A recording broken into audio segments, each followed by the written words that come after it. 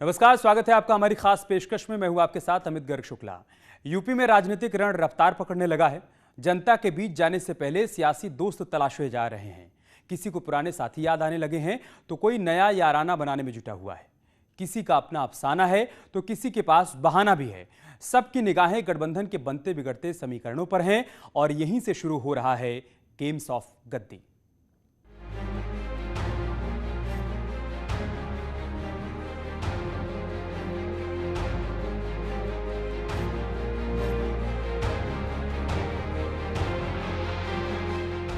देश के सबसे ज्यादा लोकसभा और विधानसभा सीटों वाले सूबे में सियासी हलचल तेज है।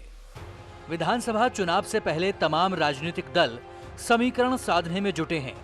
हर किसी की अपनी रणनीति है, लिहाजा अपने हिसाब से जातीय और क्षेत्रीय संतुलन साधने की कवायद की जा रही है।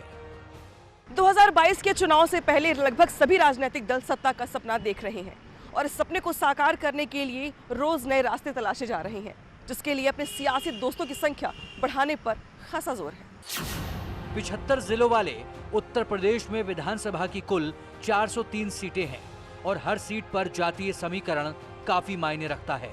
इसलिए इस बार के चुनाव में गठबंधन भी जातिगत समीकरणों को ध्यान में रखकर ही किया जा रहा है। सभी पार्टियों की कोशिश यही है कि छोटे दलों के साथ तालमेल बनाकर ज्यादा से ज्यादा सीट हासिल की जाए। अब जो पिछले एक हफ्ते से भारतीय जनता पार्टी ने शुरू किया है छोटे दलों को, रूठे हुए लोगों को वापस लाने के लिए, वो बहुत कारगर साबित होगा। क्यों कि मायावती तो इस वक्त एक्टिव नहीं है, अखिलेश थोड़ा उभर रहे हैं, लेकिन बाकी जो छोटी मोटी पार्टियां हैं जैसे ओवैसी वाली पार्टी हुई या बहराइच वाले के नेता की पार्टी हुई, अब ये पार्टियां मिलकर अगर अलायंस कर लेती है थर्ड या फोर्थ फोर्स बनकर, तो ये वोट कटुआ हो सकती है। चुनावी बिसात बिछने लगी है और सत्ताहीन बीजेपी इस तैयारी में खुद को सबसे आगे रखना चाहती है।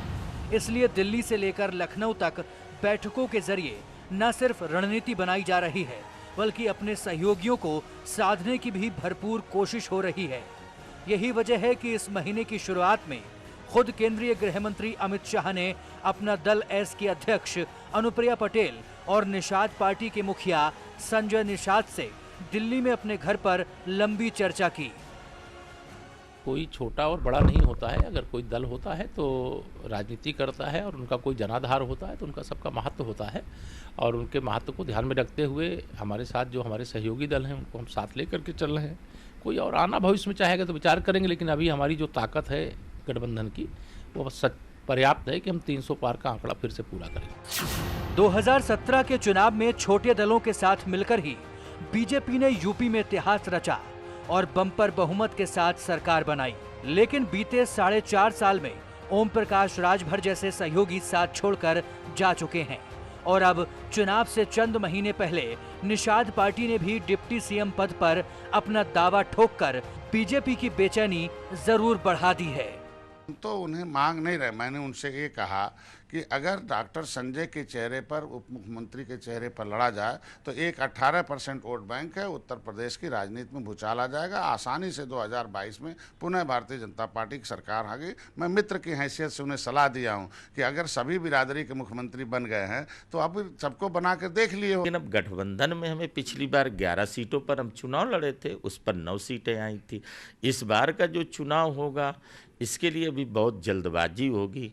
जब ये सीटों का, उत्तर प्रदेश की सीटों का बंटवारे को लेके बात होगी, उसके लिए हम लोग कोशिश तो यही रहेगी हमारी कि पिछली बार से हमें अधिक सीटें मिलें। देखिए, जो बात जिस स्तर पे हो रही होगी, जिसका उत्तर जिस स्तर से मिलना चाहिए उस स्तर से उत्तर मिलेगा भी। भारतीय जनता पार्टी अपने सहयोगी दलों का पूरा आदर और सम्मान करती है, और जो भी सम्मान बढ़ाया जा सकता है, स्थान बढ़ाया जा सकता है, उसके लिए पहले भी किया गया है और नेतृत्व से बातचीत वो कर रहे हैं। हमारे राष्ट्रीय नेतृत्व के साथ उनका बैठना हुआ है, तो जो निर्देश होगा प्रदेश भाजपा तय करेगी। सरकार में रहते हुए सबको साथ लेकर चलना और चुनाव में भी सबको साथ बनाए रखना फिलहाल बीजेपी की सबसे बड़ी चुनौती है, और इसी चुनौती को पार पाने के लिए लगातार रणनीति तैयार की जा रही है। चुनाव की चुनौतियों के बीच किस तरीके से अपने कुनबे को संभाल के रखा जाए और कैसे उस कुनबे में रोज नए साथियों को जोड़ा जाए, इसको लेकर बीजेपी ने संगठन स्तर पर होमवर्क करना शुरू भी कर दिया है। पार्टी के नेता और पदाधिकारी लगातार सबका साथ सबका विकास के फॉर्मूले के आधार पर गठबंधन की नई संभावनाएं तलाश रहे हैं, तो वही नए समीकरण भी तैयार किए जा रहे हैं। गठबंधन के गणित में बीजेपी का फॉर्मूला कितना कारगर होगा ये तो अभी नहीं कहा जा सकता, लेकिन 2017 का चुनावी इतिहास टटोलने के बाद अब समाजवादी पार्टी भी छोटे दलों के साथ ही दोस्ताना रखना चाहती है। समाजवादी पार्टी ने 2017 के विधानसभा चुनाव में पहले कांग्रेस के साथ गठबंधन किया, उसके बाद 2019 के इलेक्शन में जो कि लोकसभा का इलेक्शन था उसमें बहुजन समाज पार्टी के साथ समझौता हुआ, लेकिन दोनों समझौते में बहुत ज़्यादा सियासी फायदा दिखाई नहीं दिया। और शायद यही बड़ी वजह है कि 2022 के इलेक्शन को लेकर के समाजवादी पार्टी के मुखिया लगातार कहते रहे हैं कि छोटे दलों के साथ ही उनका समझौता होगा और छोटे दलों के लिए समाजवादी पार्टी के दरवाजे खुले हुए हैं। अब देखने वाली बात होगी कि इस चुनाव में कितने छोटे दल समाजवादी पार्टी के साइकिल की सवारी करने वाले हैं। समाजवादी पार्टी अपनी रणनीति साफ कर चुकी है। असल में अखिलेश और उनके रणनीतिकारों का गठबंधन से जुड़ा पिछला अनुभव बेहद कड़वा रहा है, इसलिए इस बार गलती ना दोहराने का दावा किया जा रहा है। देख लिया 2017 में हम लोग कांग्रेस का साथ गठबंधन किया था, कांग्रेस का वोट चला गया भाजपा का साथ। 2019 में बसपा का साथ हम लोग लोकसभा चुनाव में गठबंधन किया था, बसपा का वोट ट्रांसफर हो गया था भाजपा का साथ। तो इस हम लोग बड़ा दल कौन है? बड़ा दल तो यहाँ सपा है और कोई बड़ा दल बोल के कुछ नहीं है। और जो छोटा छोटा दल है जिसका कुछ जनाधार है, कुछ जाति, उनका साथ मिल गया, उनका साथ हम लोग बातचीत करेंगे, हो सकता है उनका साथ हम लोग तालमेल करके चुनाव लड़ेंगे। गठबंधन के सहारे साइकिल कितनी तेज दौड़ेगी इसे लेकर हर किसी का अपना नजरिया है, लेकिन 2012 में सत्ता से बेदखल होने के बाद मायावती 2022 में बेहतर नतीजों का सपना देख रही हैं। लेकिन ये सपना साकार करने के लिए मायावती फिलहाल किसी के सहारे नहीं चलना चाहती, लिहाजा उन्होंने अकेले दम पर चुनाव लड़ने का ऐलान कर दिया है। मायावती ने ट्वीट किया है, मीडिया में ये खबर प्रसारित की जा रही है कि यूपी में विधानसभा आम चुनाव ओवैसी की पार्टी AIMIM और BSP मिलकर लड़ेंगी। ये खबर पूरी तरह से गलत, भ्रामक और तथ्यहीन है। इसमें रत्ती भर भी सच्चाई नहीं है और BSP इसका जोरदार खंडन करती है। वैसे इसे लेकर पार्टी की ओर से एक बार फिर ये साफ किया जाता है कि पंजाब को छोड़कर यूपी और उत्तराखंड में अगले साल होने वाले विधानसभा चुनावों में BSP किसी भी पार्टी के साथ गठबंधन नहीं करेगी, यानी कि अकेले ही चुनाव लड़ेगी। मायावती ने चुनाव से पहले किसी भी दल के साथ गठबंधन की संभावनाओं को फिलहाल खारिज किया है, लेकिन सियासत संभावनाओं का खेल है। ऐसे में भविष्य के समीकरण कैसे होंगे इसे लेकर अभी कुछ भी कहना जल्दबाजी होगी। उत्तर प्रदेश में 2022 को होने वाले विधानसभा चुनाव को बसपा और ओवैसी की पार्टी द्वारा मिलकर लड़े जाने की चल रही खबरों को आज खुद बसपा सुप्रीमो मायावती ने गलत और भ्रामक बताते हुए सिरे से खारिज कर दिया है। इस दौरान बसपा सुप्रीमो मायावती ने यह साफ कर दिया है कि बसपा आने वाले 2022 के विधानसभा चुनाव में किसी भी दल से कोई गठबंधन नहीं करेगी। बसपा अपने दम पर ही ये चुनाव लड़ेगी। BSP ने 2019 में समाजवादी पार्टी के साथ गठबंधन किया था और लोकसभा चुनाव में 10 सीटें जीती थी, मगर अब वो दोस्ती टूट चुकी है और BSP से निकाले गए कई विधायक साइकिल पर सवार होने की तैयारी में हैं। यानी आने वाले दिनों में सियासी समीकरण काफी बदल सकते हैं। इस बीच प्रियंका गांधी की अगुवाई में कांग्रेस भी यूपी की राजनीति में वापसी के लिए जोर लगा रही है। 2017 में SP के साथ गठबंधन में रही कांग्रेस को कोई फायदा नहीं हुआ, तो 2019 में छोटे दलों के साथ तालमेल बनाकर भी नतीजे अच्छे नहीं रहे। ऐसे में 2022 के चुनाव के लिए पार्टी को अब नए साथियों की भी तलाश है और नई रणनीति की भी। मैं समझता हूं कांग्रेस पार्टी गठबंधन करेगी। किसानों की समस्याओं से, उत्तर प्रदेश के बिगड़ते हुए कानून व्यवस्था से, उत्तर प्रदेश के बेरोजगारी जो सबसे बड़ी समस्या है, उत्तर प्रदेश के बेरोजगार नौजवानों से, किसानों से, गांव के गरीबों से, पिछड़ों से, दलितों से, शोषितों से, वंचितों से उत्तर प्रदेश की जनता से गठबंधन करेंगे और हमें भरोसा है कि उत्तर प्रदेश की जनता का आशीर्वाद कांग्रेस पार्टी को मिलेगा। क्या कांग्रेस 2022 में किसी के साथ गठबंधन करेगी? 2017 और 2019 का अनुभव इतना अच्छा नहीं रहा है गठबंधन का।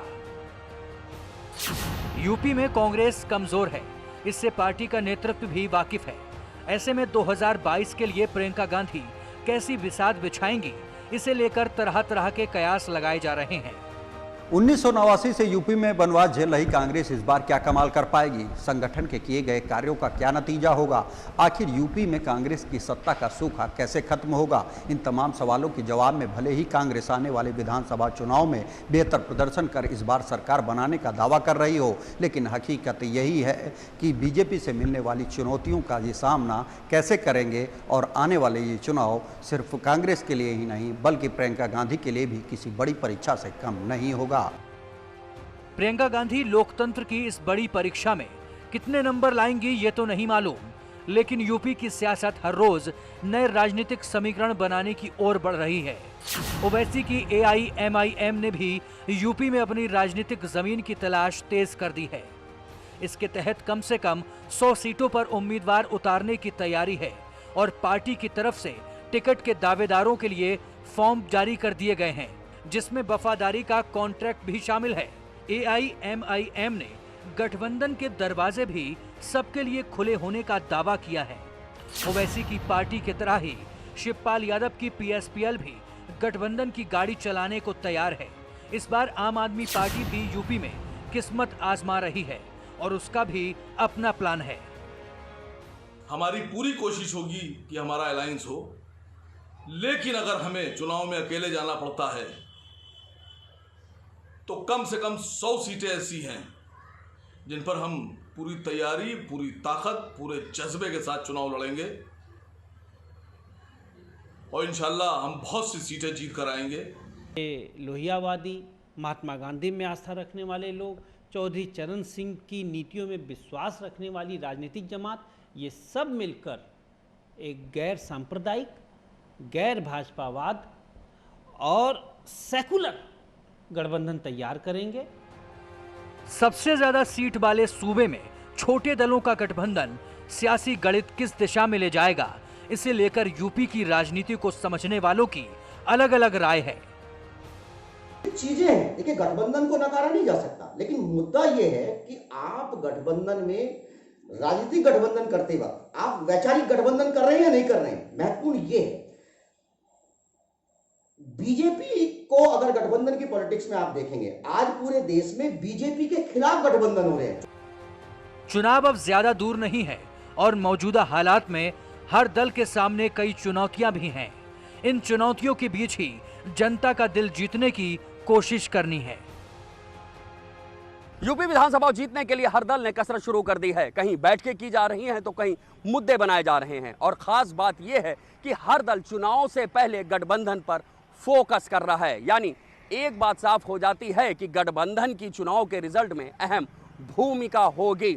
यह आने वाला समय ही बताएगा कि गठबंधन को लेकर किसके समीकरण फिट बैठते हैं और कौन गठबंधन के सहारे सत्ता हासिल करने में सफल होता है। बड़े दलों के साथ उत्तर प्रदेश में छोटे छोटे सियासी दल भी अपनी मौजूदगी और अहमियत का एहसास कराने की कोशिश कर रहे हैं।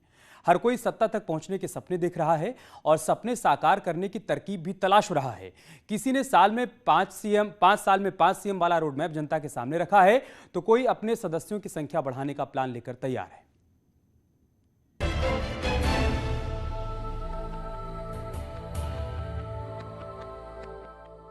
उत्तर प्रदेश में विधानसभा चुनाव से पहले जातिगत समीकरणों के सहारे तमाम दल अपनी अपनी ताकत का एहसास कराने में जुटे हैं। सत्ता के गलियारों में अपनी अहमियत बढ़ाने के लिए छोटे दलों ने भी ताल ठोक दी है। 2017 में बीजेपी के साथ रहे SBSP के ओम प्रकाश राजभर ने बड़े दलों से मुकाबला करने के लिए भागीदारी संकल्प मोर्चा तैयार किया है। इसके लिए वो संजय निषाद समेत तमाम नेताओं को अपने पाले में लाने की कवायद में है। साथ ही सीएम और डिप्टी सीएम बनाने का नया फॉर्मूला भी रखा है। तो हम दावा करते हैं कि सरकार एक बार बनेगी, 5 साल चलेगी और एक साल का मुख्यमंत्री बनाएंगे हर जाति को। तो पहले साल हम संजय निषाद को ही बना देंगे, वहाँ क्या भीख मांग रहे। दूसरे साल हम राजभर को बना देंगे, तीसरे साल पटेल को बना देंगे, चौथे मौर्य को बना देंगे। 5 साल में 5 मुख्यमंत्री और 1 साल में 4 डिप्टी सीएम, 4 जाति को बनाएंगे। सोहेल देव भारतीय समाज पार्टी के अपने सपने हैं और इन सपनों को साकार करने के लिए वो अपनी सियासी चाल चल रहे हैं। दूसरी तरफ दिल्ली की सत्ता पर काबिज आम आदमी पार्टी भी यूपी में राजकाज संभालने का ख्वाब देख रही है। इसके लिए आम आदमी पार्टी ने जुलाई से अगस्त के बीच 1 करोड़ नए सदस्य जोड़ने का लक्ष्य रखा है। 8 जुलाई से 8 अगस्त तक 1 महीने तक पूरे उत्तर प्रदेश में यूपी जोड़ो अभियान चलाया जाएगा और इस यूपी जोड़ो अभियान में प्रत्येक विधानसभा में लगभग 25,000 सदस्य बनाने का लक्ष्य आम आदमी पार्टी की ओर से रखा गया है। 1 महीने में 1 करोड़ सदस्य पूरे उत्तर प्रदेश में बनाने का लक्ष्य हमने रखा है। सत्ता हासिल करने की हसरत हर किसी की है, लिहाजा हर कोई हालात के हिसाब से खुद को ढालने की कोशिश में है। चुनाव से पहले तमाम दल अपना भविष्य संवारने के लिए नए समीकरण तैयार कर रहे हैं और हर कोई संभावनाओं के सहारे आगे बढ़ना चाहता है।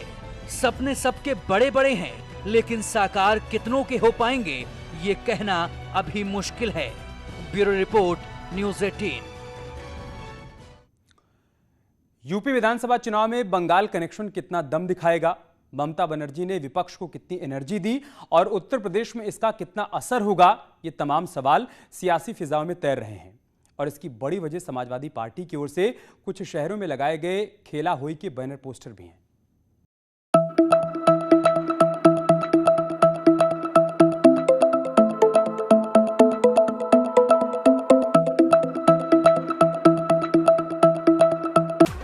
पश्चिम बंगाल में खेला होवे का नारा देकर ममता बनर्जी सत्ता पर काबिज हुई और अब ऐसी ही कुछ तस्वीरें उत्तर प्रदेश में देखने को मिल रही हैं।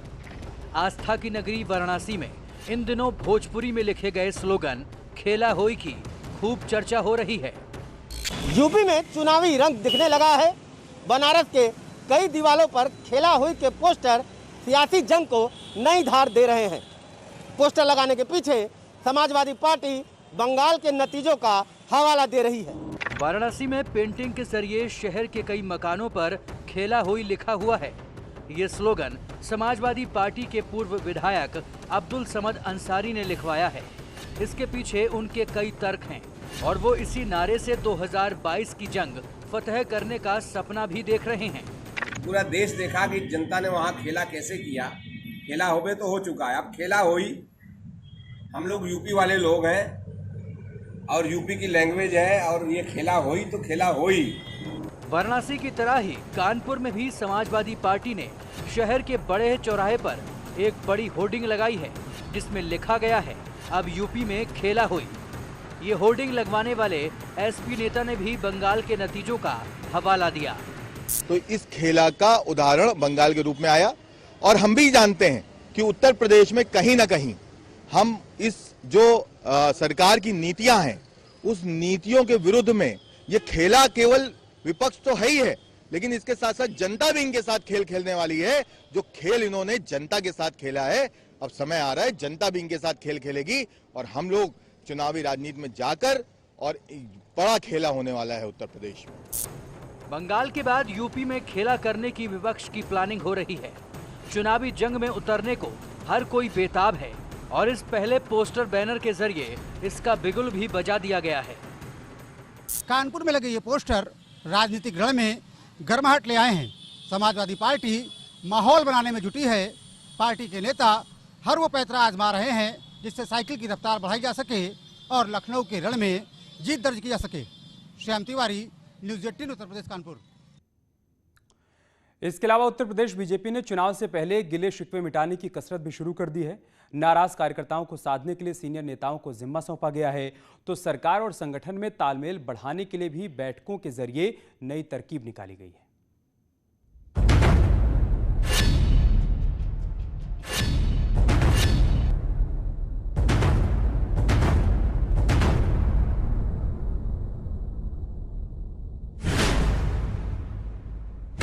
उत्तर प्रदेश की सत्ता पर काबिज बीजेपी 2022 में भी जीत का सिलसिला जारी रखने के लिए सियासी समीकरण साधने में जुटी है। इसके लिए दिल्ली से लेकर लखनऊ तक बैठकों के जरिए रणनीति तैयार की जा रही है। 21 जून से लखनऊ में बीजेपी की मैराथन बैठक हुई, जिसमें राष्ट्रीय संगठन महामंत्री बीएल संतोष, यूपी बीजेपी के प्रभारी Radha Mohan Singh, CM Yogi Adityanath, deputy CM Keshav Prasad Maurya, deputy CM Dinesh Sharma, BJP प्रदेश अध्यक्ष स्वतंत्र देव सिंह, यूपी बीजेपी के संगठन मंत्री सुनील बंसल और तमाम कैबिनेट मंत्री मौजूद रहे। बैठक में इस बात पर सहमति बनी कि बीजेपी सीएम योगी के चेहरे पर ही 2022 की चुनावी जंग में उतरेगी। अभी जो फेस है माननीय मुख्यमंत्री योगी आदित्यनाथ जी के नेतृत्व में हम चुनाव 2022 का लड़ेंगे। बीजेपी की बैठक में सरकार और संगठन के बीच बेहतर तालमेल के साथ जनता तक पहुंचने का लक्ष्य भी रखा गया। साथ ही सरकारी योजनाओं की जानकारी बूथ लेवल तक पहुंचे, इसकी भी जिम्मेदारी तय की गई। राशन फ्री देने की जो योजना है सरकार की दीपावली तक, और इसके लिए भी नीचे तक कार्यकर्ता सभी गरीबों को राशन ठीक ढंग से मिल जाए, इसकी भी चिंता करें। वैक्सीनेशन नीचे तक लोगों को लगे, इसका प्रचार प्रसार करके स्वयं लगे। इसमें सरकार के साथ साथ संगठन के भी नीचे तक बूथ कमेटियां और संगठन के समस्त पदाधिकारी, सांसद, विधायक भी इसमें लगेंगे। और जो कार्यक्रम, आगामी कार्यक्रम हमारे यहाँ अभियान जितने चल रहे हैं, वह अभियान की सक्रियता पर चर्चा हुई। जो समीक्षा उसकी आदरणीय संतोष जी ने किया वह। बीजेपी ने बैठकों के जरिए संतुलन साधने की पूरी कोशिश की। इसके लिए तमाम नेताओं और कार्यकर्ताओं की नाराजगी दूर करने का भी फैसला हुआ। 2022 के चुनाव की तैयारियों में जुटी बीजेपी के लिए बीता हफ्ता काफी महत्वपूर्ण होकर गुजरा, जहां पर केंद्रीय संगठन मंत्री बीएल संतोष, यूपी प्रभारी राधा मोहन सिंह समेत तमाम दिग्गज नेताओं ने लखनऊ में आकर लगातार 2 दिनों तक मंथन किया, चर्चा की, बैठकें की। इस बीच बड़ी बैठक पार्टी मुख्यालय पर बुलाई गई, तो वही दूसरी बड़ी बैठक मुख्यमंत्री आवास पर भी हुई। पार्टी मुख्यालय पर हुई बैठक काफी महत्वपूर्ण इस लिहाज से रही क्योंकि यहां पर मुख्यमंत्री योगी आदित्यनाथ समेत मंत्रिमंडल के तमाम सदस्य रहे। निचोड़ ये निकला कि तमाम पदाधिकारी और मंत्री क्षेत्रों में जाकर प्रवास करेंगे, संवाद स्थापित करेंगे और सरकार के कामकाज का प्रचार प्रसार किया जाएगा। संगठन की मजबूती और नाराजगी दूर करने का जिम्मा 4 पूर्व अध्यक्षों को सौंपा गया है। इसके अलावा तमाम प्रभारी मंत्री भी कार्यकर्ताओं से सीधा संवाद करेंगे। कार्यकर्ताओं के खिलाफ दर्ज केस भी वापस होंगे और साथ ही निगम, आयोग, बोर्ड और समितियों में खाली जगह भरने की भी मंजूरी मिली है। केवल बीजेपी नहीं, सभी दलों के जिन राजनीतिक कार्यकर्ताओं ने मुकदमे वापसी की दरख्वास्त दी थी, उसको परीक्षण करा करके जो राजनीतिक दृष्टि से मुकदमे दर्ज थे उनको हमने वापस लिया है। बड़ी संख्या में वापस लिया और लगातार ये प्रक्रिया चल रही, आज भी हम वापस कर रहे हैं। एकजुटता का संदेश देने की शुरुआत भी बैठक के दौरान ही कर दी गई। बुधवार को लखनऊ में सीएम योगी आदित्यनाथ दोपहर में डिप्टी सीएम केशव प्रसाद मौर्य के घर पहुंचे। सीएम के अलावा बीएल संतोष समेत कई और नेता भी उप मुख्यमंत्री के घर गए, जिसका एक बड़ा सियासी संदेश गया। डिप्टी सीएम केशव मौर्य के यहाँ लंच में टेबल पर कई पकवान परोसे गए और उन पकवानों की गर्माहट ने सियासी रिश्तों में जमी बर्फ को पिघला दिया। 2022 के चुनाव को लेकर बीजेपी हर वो चाल चल रही है जिससे मतभेद और मनभेद दोनों को बुलाकर 2022 के चुनाव की तैयारियों में जुटा जा सके। बीजेपी के अंदर मेल मुलाकात का दौर शुरू हुआ है, जो काफी दूर तक जाएगा और पार्टी इसका पूरा फायदा भी उठाना चाहती है। हालांकि डिप्टी सीएम ने इस मुलाकात को सियासत के इतर महज शिष्टाचार बताकर कयासबाजी को दूर करने की कोशिश की। ये साधारण शिष्टाचार, मतलब हमारे सब बड़े हैं, मेरा बेटा है, सब हमारे वरिष्ठ अधिकारी हैं, मैं भी स्वयंसेवक हूँ, बेटा भी स्वयंसेवक है, और संघ के जो सीनियर लोग आए उनका आशीर्वाद, हमारे माननीय मुख्यमंत्री जी आए उनका आशीर्वाद, डिप्टी सीएम आए उनका आशीर्वाद, तो सबका आशीर्वाद बच्चों को मिला है। उसको मतलब आप लोगों ने इतना हाइट दे दिया कि उसका कोई समझ में ही नहीं आ रहा कि मैं कैसे इसकी चर्चा करूं, लेकिन वो साधारण शिष्टाचार बच्चों को आशीर्वाद देते। चुनाव से पहले चर्चा हर स्तर पर हो रही है और बीजेपी हर मोर्चे पर खुद को फ्रंट फुट पर रखना चाहती है। इसीलिए तमाम वो मसले सुलझाए जा रहे हैं जिनसे जीत की राह आसान हो सके। इस बार लक्ष्य 2017 से ज्यादा सीट जीतने का रखा गया और उसी हिसाब से दावे भी किए जा रहे हैं। हालांकि सत्ता पक्ष के इन दावों में विरोधियों को दम नहीं लग रहा। 22 में भी 2017 दोहराएंगे, 300 से अधिक सीटें जीत करके फिर से भाजपा की सरकार बनाएंगे। और उत्तर प्रदेश में भाजपा की अभी 25 साल तक ज़रूरत भी है, क्योंकि न गुंडागर्दी यहाँ चाहिए, न भ्रष्टाचार चाहिए, न अत्याचार चाहिए, न ज़मीनों पे कब्जा चाहिए, न तमाम गुंडे और अपराधी जो 10-10, 20-20 गाड़ियां लेकर के लोगों में भय पैदा करने का काम करते थे, इस प्रकार का फिर से आतंक चाहिए। तो एक अच्छा वातावरण यहाँ प्रदेश का बना रहे, विकास भी होता रहे, रोजगार भी मिलते रहे, इसके लिए भाजपा की सरकार बनाने को लेकर के एक बड़ा लक्ष्य तय किया है और उसको हम लोग पूरा करने में सफल होंगे। कि इतना अच्छा मौका भारतीय जनता पार्टी को नहीं मिल सकता था जब दिल्ली में सरकार उनकी थी, उत्तर प्रदेश में सरकार बहुमत की थी, इतने बड़े सांसद संख्या में जीते, विधायक भी इतने बड़े पैमाने पे जीते, और उत्तर प्रदेश को क्या मिला? जो विकास चल भी रहा था उत्तर प्रदेश का वो रोक दिया। इसलिए आने वाले समय में उत्तर प्रदेश की जनता इंतज़ार कर रही है, जब ये भारतीय जनता पार्टी के लोग जाएंगे उन्हें जवाब मिलेगा। उससे आपकी नैया पार होने वाली नहीं है। उत्तर प्रदेश में नाव डूब जाएगी, 100 से नीचे सीटें आएंगी और बहुत नीचे सीटें आएंगी। रोज ग्राफ गिर रहा। सूबे की सियासत धीरे धीरे चुनाव की ओर बढ़ रही है। फिलहाल दावों का दौर चल रहा है और रणनीति को धार दी जा रही है। बैठकों के जरिए बीजेपी ने हर सीट पर बिसात बिछाने की शुरुआत कर दी है, तो विरोधी भी सत्ता की सीढ़ी चढ़ने का रास्ता तलाश रहे हैं। वक्त अब बहुत ज्यादा नहीं है, ऐसे में साफ है कि आने वाले दिनों में ये राजनीति की तपिश और ज्यादा महसूस होगी और साथ ही हर दल जनता का दिल जीतने की हर मुमकिन कोशिश भी करेगा। मुद्दे भी उछाले जाएंगे और आरोप भी लगाए जाएंगे। सवाल बस इसी बात का है कि जनता किसका साथ देगी। Bureau report, news 18। और चलिए इसके साथ इस खास पेशकश में इतना ही। खबरें जारी हैं, आप बने रहिए हमारे साथ। नमस्कार।